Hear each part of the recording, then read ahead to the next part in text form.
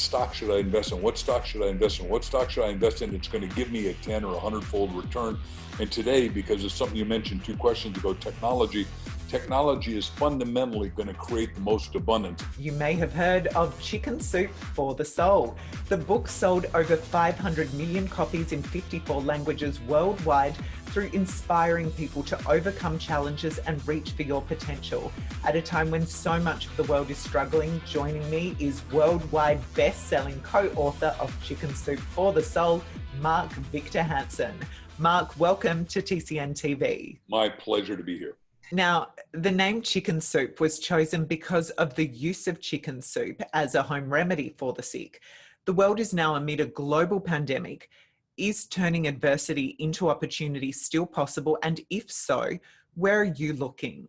The opportunity is not only there, but one of my books, 1 Minute Millionaire, the universal symbol of freedom has always been the butterfly. And I'm saying you can't look at caterpillar and predict butterfly. We've all been squished by our governments into a cocoon. And when we come out of that cocoon, we're going to emerge. And that's true of every depression anywhere in the world. I'll just do the first one in 1898 in America. During that cocooning, we invented the automobile, we invented electricity and the telephone. And I can do every one of the depressions. And right now we're in a cloistered thing, and so we're about to emerge into the biggest, best, most extraordinary opportunities individually ever. Now, you were turned down 144 times trying to get Chicken Soup for the Soul published. Why did you keep persisting? And is there ever a point where people should just give up? The answer is no, if you know that it's going to work. And everybody said those stories should be in a book. And while they all turned us down and our agent fired us, the richest movie maker ever, Peter Guber, 50 movies like Batman and Rocky and all that stuff. Peter said to me, Mark, you're so dyslexic. I'm not dyslexic, but he said, you think no means on. So I've always been game on, and I'm rejection proof. Mark, it has been said that fortune is just luck meeting preparation. Having studied and written about millionaires for so long, would you agree, or is there more to it? Well, the easiest one is that everyone's got to write on a 3x5 card. I'm so happy I'm scheduled to be a millionaire by rendering whatever kind of service, and look at it 4 times a day, breakfast, lunch, dinner. But most importantly, before you go to sleep at night, because the subconscious never sleeps, the law of attraction's out attracting that wealth to you, and it'll come pulsating back with the right ideas, the right people, the right opportunities. Now, a millionaire used to be a sign of the greatest wealth, but we're seeing billionaires grow as technology accelerates. Surely there is more luck in the billionaire success story, though, or do you disagree? You know, the difference between a millionaire and a billionaire is just zeros, and the difference is how well they handle a problem. And you learn by becoming a millionaire how to handle problems, and then a million today has got to be 10 million. 10 million's got to be your minimum for that level of freedom. And I'm a student of everybody from Andrew Carnegie back. And right now we've never had more billionaires, and pretty soon we've got 5 companies that are doing $1 trillion. But if Amazon keeps doing what he's doing because he's figured out the subscription model, you know, Jeff Bezos will probably be the first trillionaire. He's worth 210 billion right now today. Now, Mark, from all the wealthy folks you've met, millionaires and billionaires, who sticks out as an example of how to do it right? It would actually be, in my mind right now, Elon Musk, because he doesn't let anything get in his way. When the government of California said, you cannot make automobiles, he said, aha. Remember, I'm going to say every one of us has obstacles. Every one of us has detours. You got to go over, under, around, or through.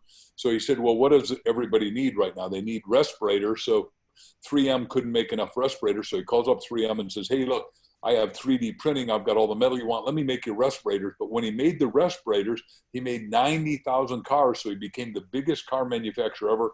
His wealth went up, making him the 4th richest man. While everybody else in Detroit was shut down and the rest of the world was shut down, he kept manufacturing, even though everyone said he couldn't, because he manufactured the respirators, but he got it done to make the cars. That to me is exciting, because that's what I've done in my business. The publisher said, hey, you want to push back your book? I said, no. We came up with a book, and we're now one of the 4 best-selling books in the whole world. Mark, clearly you walk the talk when it comes to persistence, but it's not just the key piece of advice you have. You've just released a book called Ask. Why is that just as important as persistence? My wife and I have traveled all over the world, 80 countries, met 7 million people, some part of them, talked to them and met them. And they're good people, wonderful people, educated people, personable people. But the difference between somebody succeeds a little and a lot is one thing only. They've learned how to become what we call a master asker. And it is available to every one of us. Our book, which has only been out now 6 weeks, has been a breakthrough book literally around the world. I mean, we got 121 letters yesterday. It said I was going to commit suicide. I was despondent. I was depressed. I hated my wife because we're locked down. And suddenly we're breaking through for absolutely everybody. So asking is the one single key that everyone needs for their family, for their finance, for their spiritual growth. Because we say 3 kinds of asking. Ask yourself, ask others, ask God. I also imagine in order to be able to ask what you want, you need to know what you want. How do you recommend people connect with what they want and find those questions with clarity from within in order to get the outcomes they want on the outside? You need to put it in writing, and that wakes up your mind. And when you start asking questions, you get illumination, solution, and all that. And after I went through a very painful divorce long, long ago, I wrote down 267 things I like in my ideal beloved, what my bucket list, right? Characters, values, virtues. And I wrote down all those things. We had to both be monogamous. We had kids. The kids had to like each other. We had to have the same spiritual beliefs, the same desire to travel, the same want to really serve for the sake of serving, love for the sake of loving. My wife is 267 out of 267. So it's, she is not only my soulmate, but my twin flame. When you put 2 lit candles together, it jumps 4-fold. So that's the kind of relationship I think everybody wants. But most of those I just want a hunk of a man, tall, dark, and handsome, or I need a hot-looking, good-looking babe. Pretty shallow. Absolutely. Well, sometimes that's all people can think of. So I'm glad that you could dig a little deeper there. But look, you also did mention previously about manifesting abundance. Many people consider this a little vague, especially those in financial markets, because they often focus on the facts and the figures rather than perhaps the feelings that they may be feeling inside. How do you recommend or explain to them, a more skeptical person, that they can manifest from what is inside to the outside? In our book, Ask, what we say is, look, you do one question at least 101 times, the same question. Like when Jack and I wanted the best title, we kept saying mega best-selling title, mega best. He called me at 2:00 in the morning and said, Chicken Soup. I said, For the Soul. We both knew we had it. And the publishers didn't believe it, but we knew it. And it ultimately has been the truth. The same thing would work for abundance.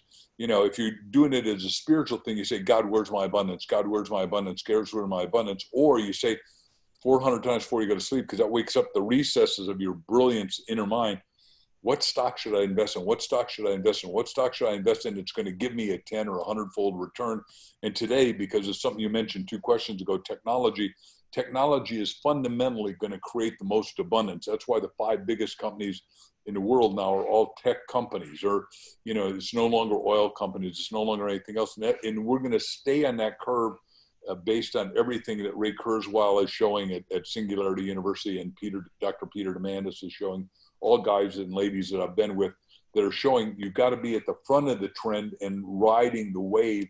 And the wave is going to get bigger. We're going to do 50 trillion in this decade from 2020 to 2030. And I wrote a book everyone gets free if they go to my website, markvictorhansen.com, How to Be Up in Down Times. And it shows those 7 businesses that are going to rocket to the moon. Mark, thank you for your insights. And if people want to hear more, they can, of course, register for a free live stream seminar, Smart Money Breakthrough, at IncomeLivestream.com. Thank you. My pleasure. Look forward to meeting all of you when the lockdown's over. And thank you for watching. Now, if you like what you see, please be sure to like and share the video, subscribe to TCN TV, and drop us a comment. Tell us who you would like to see next and what you would like me to ask them. Or if you're an investor, send us an email so we can keep you in the loop with the latest ideas to empower.